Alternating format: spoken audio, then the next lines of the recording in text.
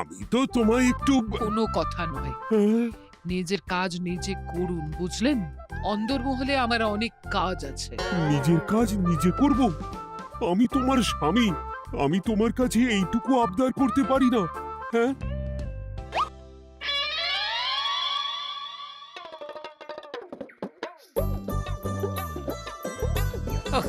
আজ গিন্নির সাথে বচসা করতে গিয়ে দেরি হয়ে গেল। মহারাজ আবার আমার দেরি দেখে রেগে না যান।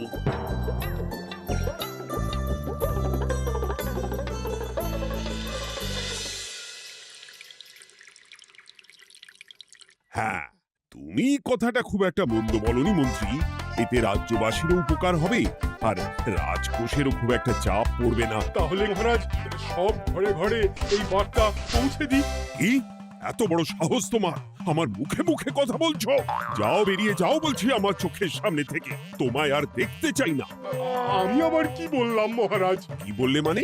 কি বলতে বাকি রাখলে শুনি? বলছিলাম কি, অপরাধ নেবেন না মহারাজ, সেনাপতি তো। চুপ, একদম চুপ।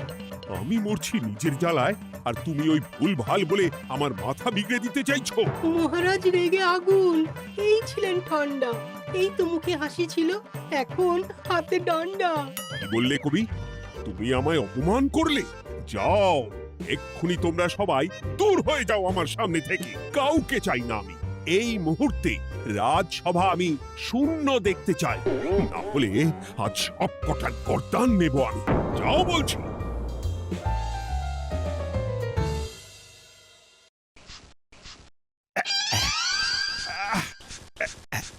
আহা, একটু শান্তি হলো।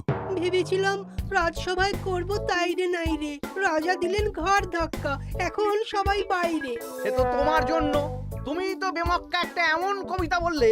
আহ, কেন এইভাবে চড়ছেন মন্ত্রী মশাই? দোষ তো আপনারও। আপনি তো কি একটা বলে রাজা মশাইয়ের মাথা গরম করে দিলেন। আমি আবার কি বলেছি? আরে মহারাজ তো সেনাপতির ওপর রেগে গেলেন। আরে বাবা, আমি আবার কি করলাম? পণ্ডিত মশাই কি সব বলে দিলেন, তখনই তো মহারাজ। এই আমার নামে একটা অসাধু বাক্য বললেই আমি কিন্তু। এ কি কাণ্ড! কৃষ্ণনগর রাজসভার সভারত্নরা বাইরে বের হয়ে কি মহা হট্টগোল শুরু করলেন। মহারাজ সবাইকে একসাথে ঘাড় ধাক্কা দিয়েছে। ওরে বাবা, এতগুলো ঘাড়ে রাজামশাই একসাথে ধাক্কা দিলেন কিভাবে? আচ্ছা, দোষটা কে করলো? দোষ করেছে ও, দোষ করেছে ও। দোষ করেছে ও। দোষ করেছে ও। এবারেও কেউ একমত হতে পারলেন না। কে দোষ করেছে? আচ্ছা বেশ, কি হয়েছে কেউ একটা খুলে বলুন দেখি। আমি বলছি, মহারাজ বেশ খোশ মেজাজি ছিলেন, কিন্তু হঠাৎ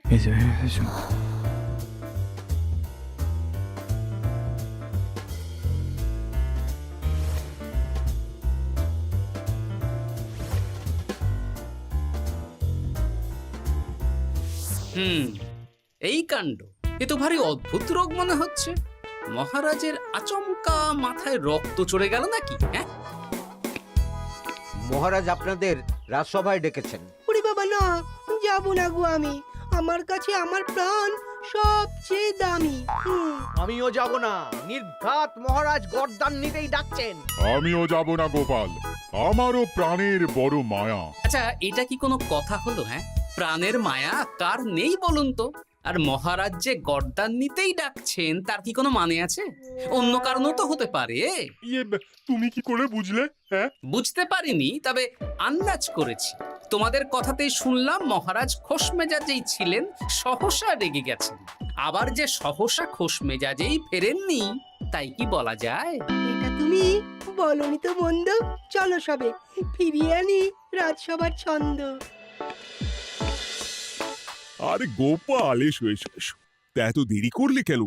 বাকিরা কোথায়? তারা আসছেন মহারাজ। আপনি তাদের ডেকেছেন, তাদের ঘাড়ে কটা মাথা যে তারা আসবেন না। কিন্তু মহারাজ, আমি অন্য কথা ভাবছি। কি কথা গোপাল? আপনি নাকি সভায় আজ হঠাৎ সবার উপরে রেগে গিয়ে তাদের সভা থেকে বের করে দিয়েছেন মহারাজ। এ কি সত্যি মহারাজ? আরে না না গোপাল, মোটেও না। বলতে পারো আমি সবার সাথে একযোগে একটা রসিকতা করছিলাম। আমি দেখছিলাম সবাই আমার রসিকতা কেমন বুঝতে পারে। তাই নাকি? আসলে তুমি ছিলে না বলেই এরা কেউ আমার রসিকতা ধরতে পারেনি। আহ, আবার যত সব বাজে বকছো তোমরা। এত কথা কেন? তোমরা কেউ আসলে মহারাজ কৃষ্ণচন্দ্রের রাজসভার যোগ্য নও। যাও, যাও, দূর হয়ে যাও। কিন্তু মহারাজ এই যে আপনি বললেন। তুমি সবার আগে যাও তো। তুমি হলে সব নষ্টের গোড়া। যাও বলছি, আমার আর ভালো লাগছে না। যাও। জপ বাবা।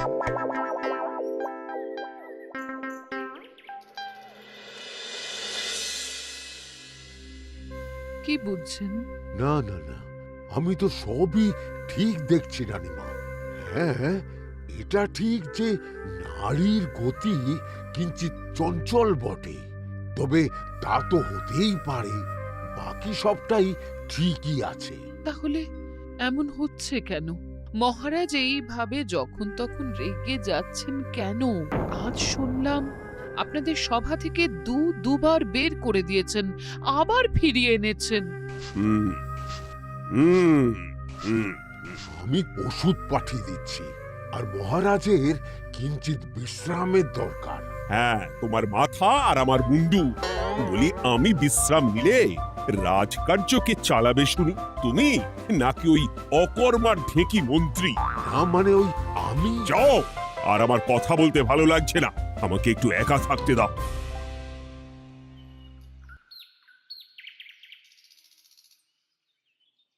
ব্যাপারটা কি বুঝলে গোপাল? রাজবৈদ্য তো মহারাজকে দেখতে রাজবাড়িতে গেছেন। কি মনে হয়? গতকালও আমি যখন বাগানে গেলাম,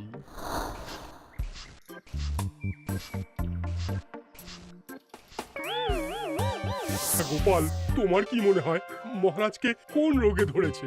এই রেগে যাচ্ছেন, আবার এই মাথা ঠান্ডা হয়ে গিয়ে ডেকে পাঠাচ্ছেন। আমি বলি কি গোপাল, তখন সবার সামনে বলিনি বটে, তবে এখন তোমার সামনে স্বীকার করতে বাধা নেই। কি কথা বিজ্ঞানী? মহারাজের এই রাগের কারণ হয়তো আমি। আমার মনে হয় আমার দোষেই উনি এরকম বারবার রেগে যাচ্ছেন। কেন? আসলে মহারাজ আমাকে একটা মাথা যন্ত্রণা সারার ওষুধ আবিষ্কারের দায়িত্ব দিয়েছিলেন, তো আমি অনেক চেষ্টা করেও সেই ওষুধটা আবিষ্কার করতে পারিনি। যেটা আবিষ্কার করেছি তাতে সেরকম কাজ হচ্ছে না। আমার মনে হয় ওনার মাথা ব্যথা থেকে এরকম হচ্ছে। সে যাই হোক, তুমি কিছু একটা করো গোপাল। মহারাজের অসুখ কিভাবে সারানো যাবে সেটা নিয়ে কিছু একটা ভাবো। ভাবতে তো হবেই। আজ সন্ধেবেলায় তুমি তোমার বাড়িতে বাকি সভাসদদের ডেকে আন, আমি সমাধান সঙ্গে নিয়ে সময় মতো চলে আসবো। আচ্ছা বেশ, তাই হবে। আমি এখনই বাকিদের খবর দিয়ে দিচ্ছি। আর বিজ্ঞানী, একটু এদিকে এসো তো, একটা কথা আছে।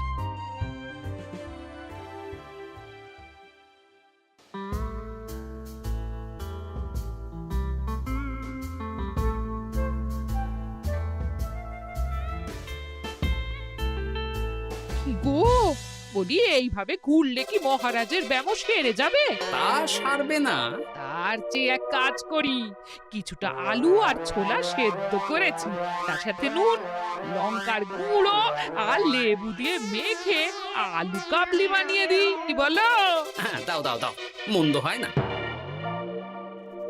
মহারাজের মন উচ্চাটন, তার কি কারণ? মাঝে মাঝে আসছেন আর মহারাজ রেগে আগুন হয়ে যাচ্ছেন, আবার যেই সে ব্যামো ঠিক হয়ে যাচ্ছে মহারাজ সেই আগের মতন। তার উপর আবার সভাসদেরা মনে করছে তাদেরও কোনো দোষ আছে। তাহলে দুয়ে দুয়ে চার করতে হবে, কিন্তু কিভাবে কিভাবে কিভাবে?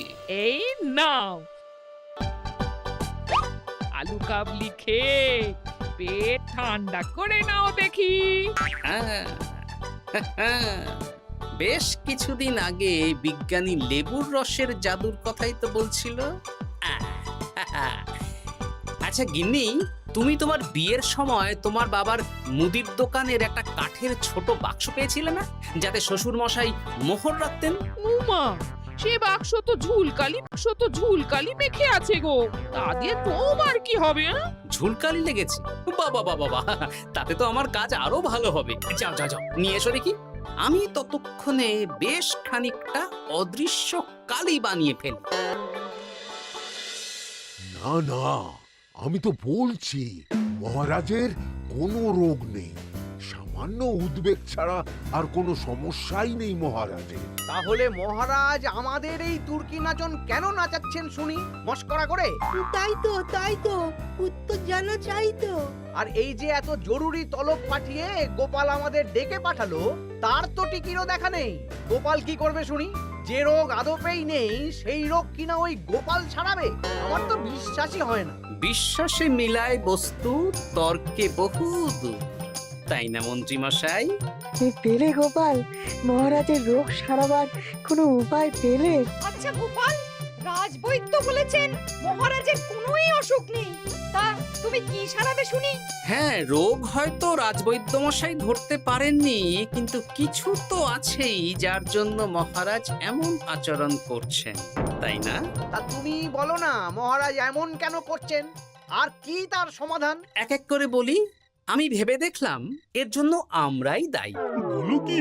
আমরা সবাই কোনো না কোনো সময়ই মহারাজের রাগের কারণ হয়েছি, তাকে আঘাত দিয়েছি, বিষণ্ণ করেছি। ইচ্ছে করে করিনি হয়তো, কিন্তু করেছি। আর মহারাজ সেই সব কথা বুকে চাপা দিয়ে রেখেছেন। তুমি বলতে চাইছো অতীতে সেই সব ভুলের কারণেই মহারাজ এমন করছেন? আমার তো তাই মনে হয় সেনাপতি। আচ্ছা, তর্কের খাতিরে যদি তাই ধরে নিই, তাহলে এখন আমাদের কি করণীয়? আমরা তো কাল যন্ত্রে চেপে অতীতে ফিরে যেতে পারবো না যে সেই সব ভুলগুলো শুধরে দেব।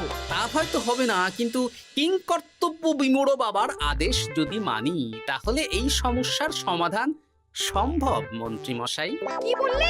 ত্রিকালজ্ঞ বাবা কিংকর্তব্য বিমূঢ়, সে আবার কি গোপাল? আছেন একজন জ্ঞানী ব্যক্তি, আমার খুব পরিচিত। তার দেওয়া একটা উপদেশ আমার জানা আছে। আমার বিশ্বাস তাতে মহারাজের এই সমস্যার সমাধান হয়ে যাবে। কি করে শুনি?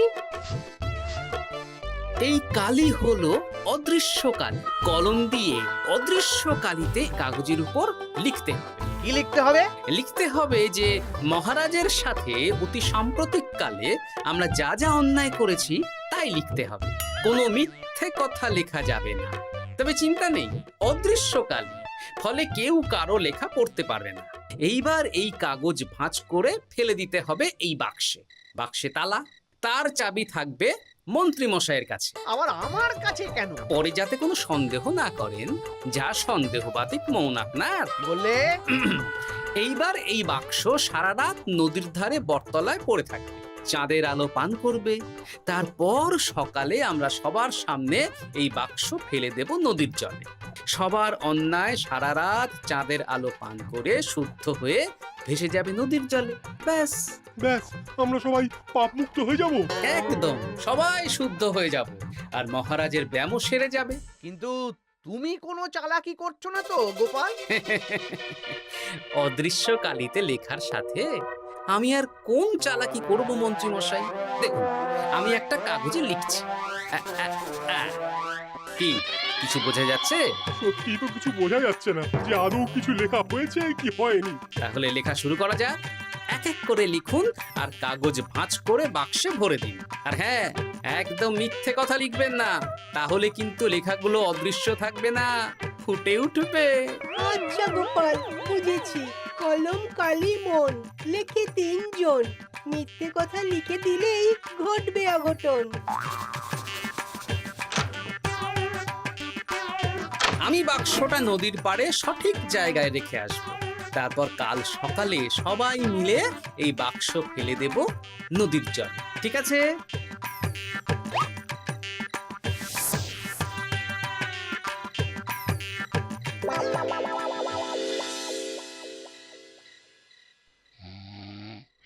কথায় আছে, মনে যা আসে বলে যাও, ভুলেও লিখো না, তাহলেই বিপদে পড়বে।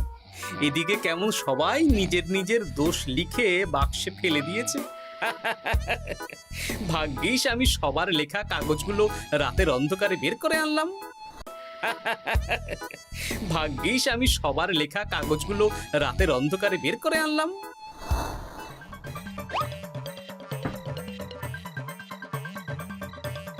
এইবার এই কাগজগুলো ঢুকিয়ে দিলেই কেল্লা ফতে। এখন সবার পাপের স্বীকারোক্তি আমার হাতের মুঠোয়।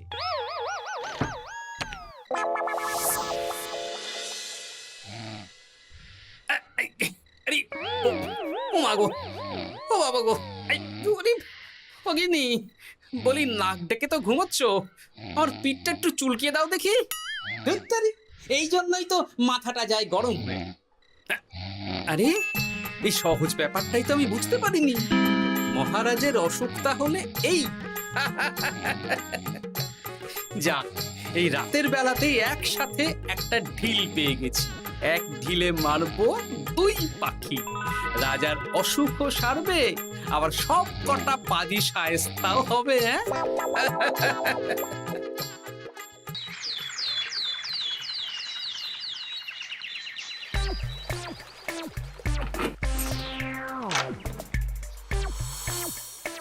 কি এইবার শান্তি হয়েছে তো মন্ত্রী মশাই? যেমন অদৃশ্য লেখা ছিল সেরকমই আছে তো? কিন্তু এইতে কি মহারাজের রোগ সেরে যাবে? যাবে না মানে? মনে করুন সেরে গেছে।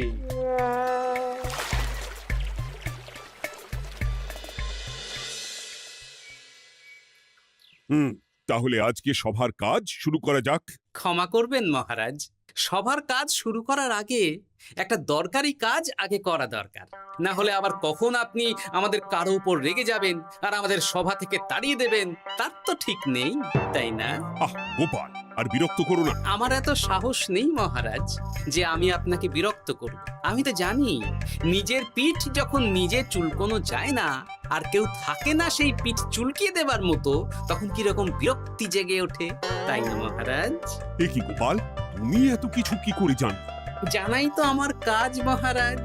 আর এও জানি যে আপনার এই বিরক্তির পেছনে সভাসদগণের ভূমিকা ঠিক কি। তার মধ্যে তুমিও আছো গোপাল, তাই না? আছি, পুরো মাত্রায় আছি মহারাজ। তবে হ্যাঁ, আমি কিন্তু তাই বলে রাজকোষের হিসেবে গোলমাল করে মহারাজের কোপের কারণ হইনি মন্ত্রী মশাই। এটা কি গোপাল আন্দাজে বলছে? না হলে কাল অদৃশ্য কালিতে আমি কি লিখেছি সেটা জানলো কি করে? এই, আমি যা লিখেছি সেটাও কি গোপাল পড়ে ফেলেছে নাকি? যাকে পড়লেই বাকি, সব লেখা তো ওই নদীর জলে ভেসে গেছে। আমি যে লিখেছি তার প্রমাণ কি? তবে আর চিন্তা নেই মহারাজ, সমস্যার সমাধান হয়ে গেছে। এখন থেকে আপনি যতক্ষণ রাজসভায় থাকবেন, প্রথমে মন্ত্রী মশাই, তারপর পণ্ডিত মশাই, আর তারপর রাজবৈদ্য পালা করে আপনার পিঠ চুলকে দেবে। কেন আমি কেন চুলকে দেবো? না দিলে যে আপনার কপালে অনেক বড় শাস্তি ঝুলছে মন্ত্রী মশাই। রাজকোষে যে জালিয়াতি আপনি করেছেন তার স্বীকারোক্তি আমি হাজির করব যে মহারাজের সামনে।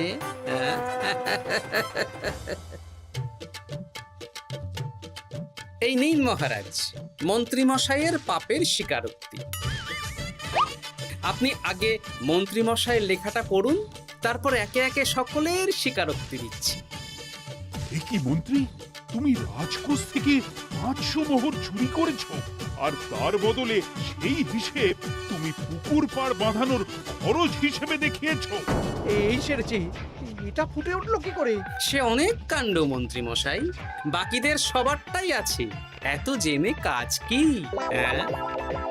না না, জানতে তো হবেই। তাহলে শুনুন, এই অদৃশ্য কালি আসলে লেবুর রস। গতকাল রাতে আমি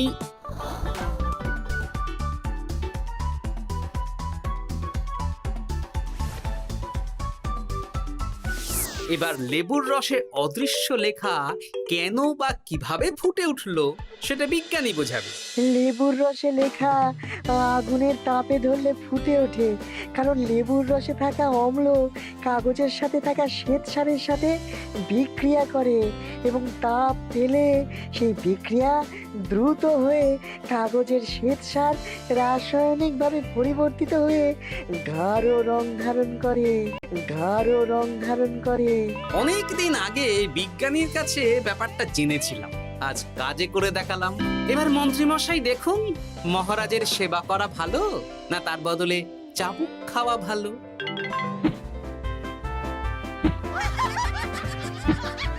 ওরে বাবা, না না, আগে যেমন বুনো ওল তেমনি তো বাঘা তেঁতুল হবে মন্ত্রীমশাই। যা, রাজামশাইয়ের মেজাজ আবার বিগড়ে যাওয়ার আগেই কাজ শুরু করে দিন ও বাকিদেরকে সেবা করার সুযোগ করে দিন। আজ থেকে ভুল হলে শুধরে নেব ভুলকে, মন্ত্রীমশাই মহারাজের পিঠ দেবে চুলকে।